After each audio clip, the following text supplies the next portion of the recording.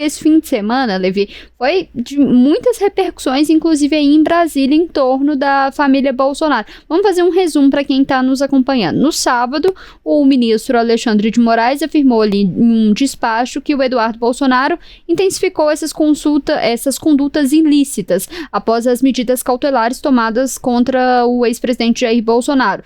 Por isso, Moraes ali determinou no sábado que as publicações do Eduardo Bolsonaro nas redes sociais sejam incluídas no processo que investiga o parlamentar contra o atentado à soberania nacional por suposta atuação junto aos Estados Unidos visando coagir ministros do STF. Levi, o Eduardo Bolsonaro também foi alvo da Advocacia Geral da União, que acionou também o STF para incluir ali no inquérito contra o deputado a apuração ali de operações suspeitas feitas no Brasil antes do tarifaço do presidente americano Donald Trump. Qual que é a expectativa agora para essa semana? Tem mais decisões judiciais à vista?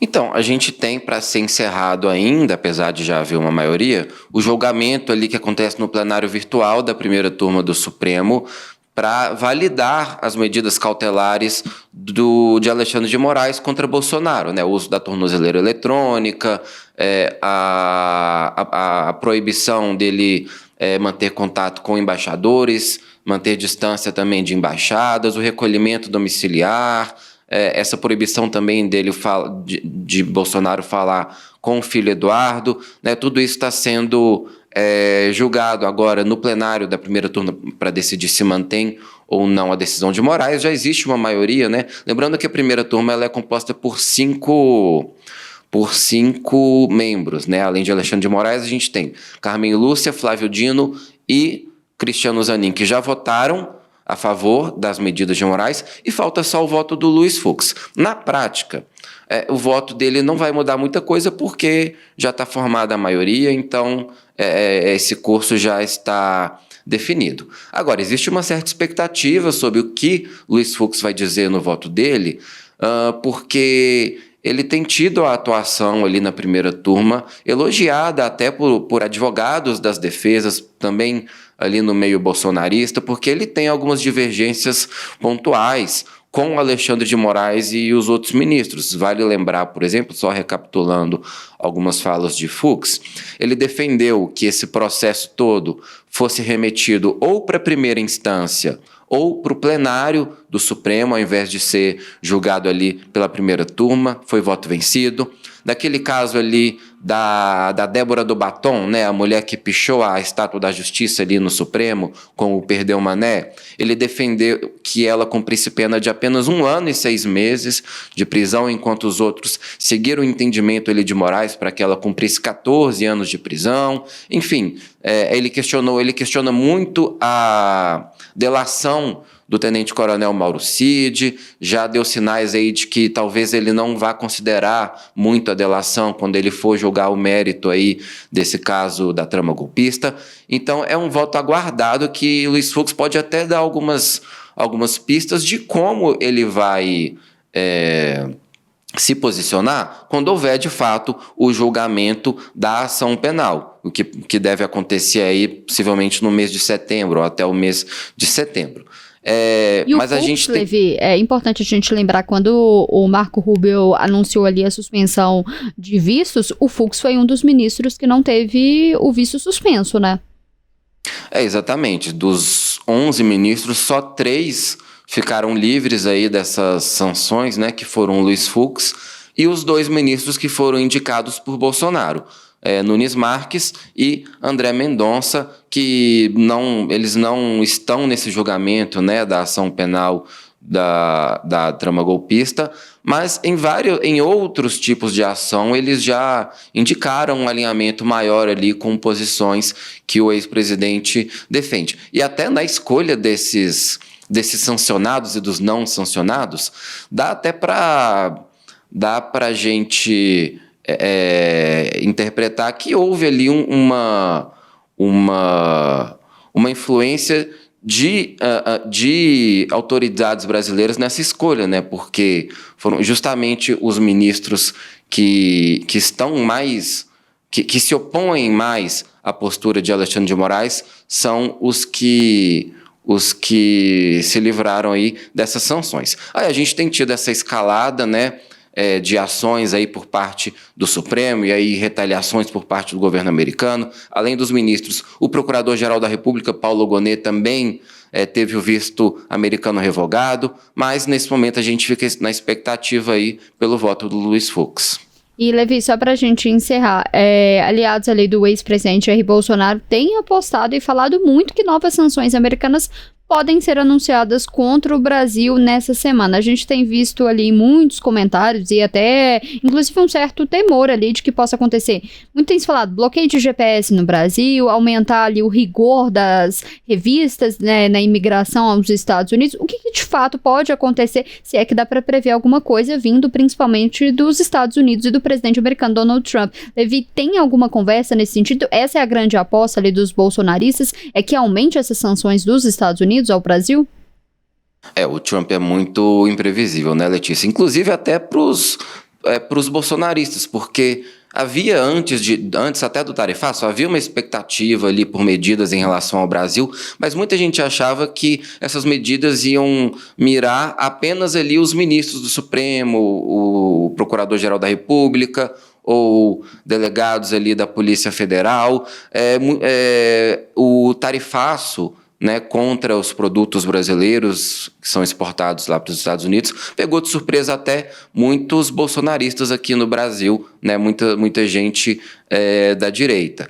E aí, essa semana agora, ela vai ser essencial para o governo Lula, se ele quiser evitar a aplicação dessas tarifas a partir do dia 1º de agosto, não só porque o tempo está ficando curto, né, ainda tem 10 dias até a aplicação dessas medidas, mas porque até aqui o governo Trump não tem dado sinais de que vai recuar, nem mesmo nos bastidores ali, nas negociações. O governo vai buscar, sob a coordenação ali do Geraldo Alckmin, vice-presidente, essas negociações. Ainda existe uma esperança de conseguir algum tipo de acordo para alguns setores específicos, pelo menos, mas o que muitos bolsonaristas apostam é no contrário, que possivelmente nos próximos dias a gente tenha novas sanções, seja em matéria econômica, talvez um aumento ali nessa sobretaxa de 50%, ou seja, também contra os próprios ministros do Supremo e outras autoridades também.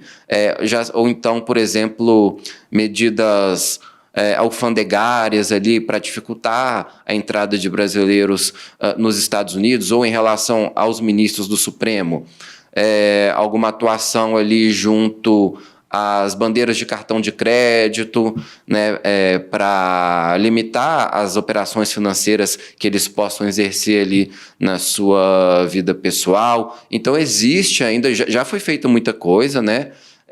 Mas existe ainda uma gama de ações que o governo Trump, se quiser, ele pode tomar em relação ao Brasil.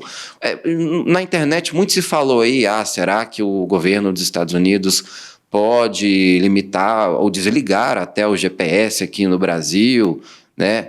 O que levaria essas ações até um outro patamar, mas o que eu pelo menos tenho visto aí muitos especialistas dizerem é que isso é bastante difícil de acontecer e que talvez isso nem seja viável, nem depende tanto assim de uma ação unilateral do Poder Executivo lá dos Estados Unidos. E vale lembrar que existe é sempre um assunto que tem ficado um pouco às margens aí do debate nesses últimos dias. A gente aqui na imprensa tem concentrado muito o debate sobre a situação da família Bolsonaro, né, que é uma retaliação ao processo aí avançando contra o Bolsonaro, e em parte é mesmo, mas tem toda uma pressão aí das Big Techs sobre o governo Donald Trump, também em relação a julgamentos no Supremo aí de regulamentação das plataformas digitais, e outras ações aqui no Brasil, porque essas empresas elas têm o Brasil como um mercado muito importante.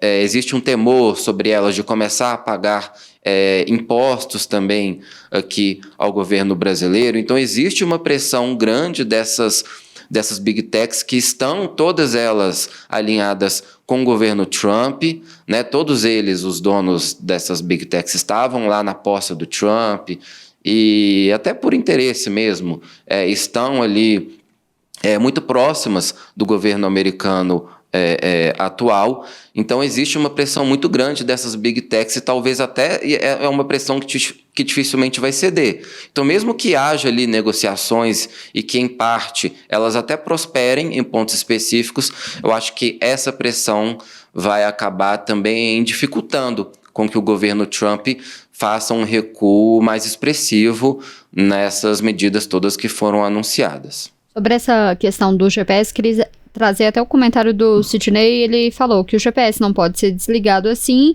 porque senão já teria sido feito em outro país, e ele traz um ponto que é realmente relevante, porque se fosse, usa GPS russo, GPS chinês, e é muito do que tem se falado realmente, que se termar, o Brasil tem outras alternativas, outros aplicativos, mas como falou, muito dificilmente, é mais um temor que talvez bolsonaristas tentam implantar do que de fato essa sanção na prática ela realmente seja feita. Mas Levi, só antes da gente terminar, na carta, né, do presidente americano Donald Trump e de tudo que tem falado, uma das condições que ele tem colocado é essa questão do julgamento do Jair Bolsonaro, mas é uma questão ali que aflige soberania nacional, que não é algo que está no controle do executivo, interferir nas ações do judiciário, e muito, mesmo que impacte essas sanções ali dos Estados Unidos ao judiciário, muito dificilmente o judiciário vai recuar em todas essas questões por conta ali de uma sanção dos Estados Unidos. A estratégia é realmente colocar ali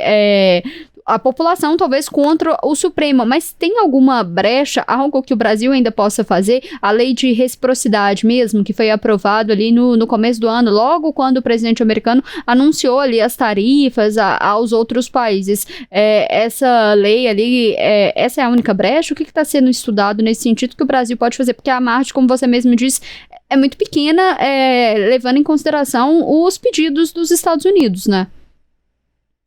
Em relação a ações com o governo americano, né, além a lei de reciprocidade, tanto o vice-presidente Geraldo Alckmin e outros membros do governo já disseram que ela só vai ser acionada em último caso, ou seja, caso chegue ali dia 1º de agosto e todas essas sanções sejam implementadas de fato, aí o governo vai ativar essa lei que foi aprovada até recentemente no Congresso Nacional, prevendo esse tipo de caso. E existe também e existem outros planos aí do governo, mas aí já mirando, inclusive, a situação interna aqui no Brasil. O ministro da Fazenda, Fernando Haddad, ele falou agora há pouco, inclusive, que o governo trabalha com todos os tipos de cenário, né? Então, claro que o governo já considera aí o cenário das sanções, das tarifas de 50%, até mais de 50%, né? E aí eles já preparam algumas medidas, por exemplo, para atender setores que venham a ser afetados. O Haddad até falou, nós não vamos sair da mesa de negociação com os Estados Unidos em nenhum momento, essa é a nossa prioridade total, mas Haddad disse que o governo já está estudando aí alguns planos de contingência para socorrer alguns setores que sejam mais gravemente afetados com esse tarifaço aí dos Estados Unidos.